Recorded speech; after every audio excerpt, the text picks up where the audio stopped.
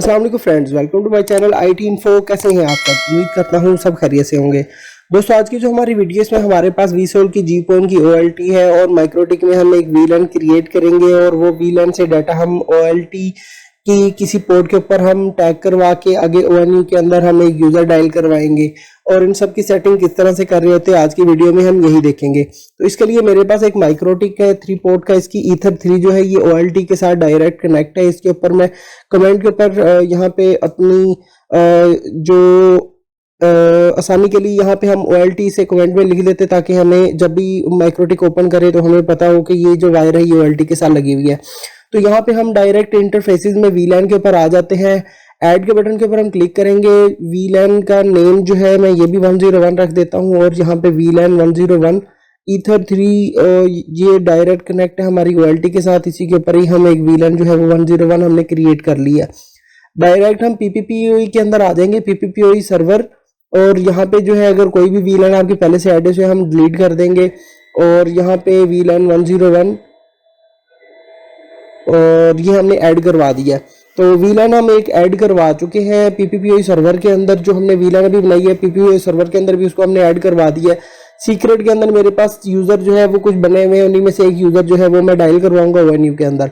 अब डायरेक्ट जो है वो हम कनेक्ट करवा लेते हैं अपने लैपटॉप को OLT के साथ और OLT के अंदर हम देखेंगे सेटिंग क्या होती है। बहुत सिंपल और सादा सी सेटिंग है।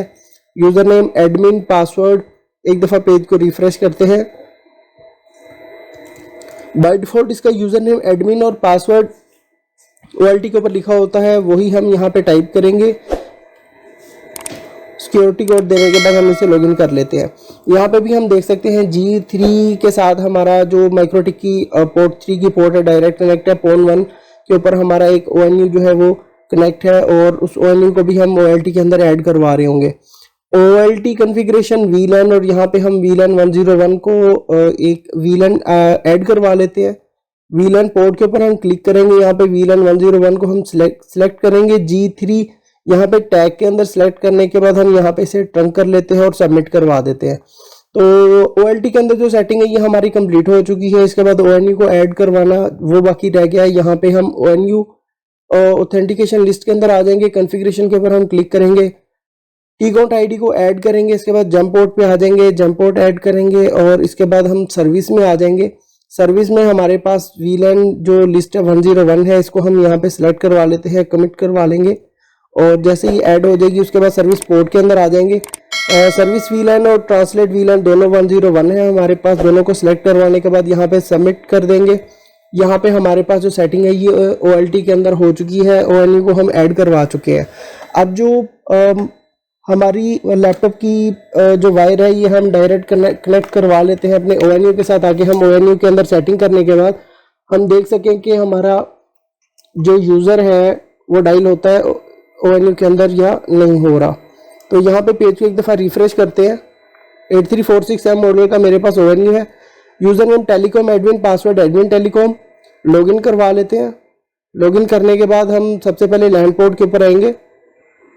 यहाँ पे अगर आपके पास लैंड पोर्ट चेक नहीं है तो आप सबको चेक लगा के अप्लाई कर लेंगे और वैन में आ जाएंगे। कोई भी पहले से अगर आपकी वैन कॉन्फ़िगर है तो उसे हम सबसे पहले डिलीट कर लेंगे। यहाँ पे इसको हमने डिलीट कर दिया है और न्यू जो वैन है वो हम क्रिएट करेंगे। यहाँ पे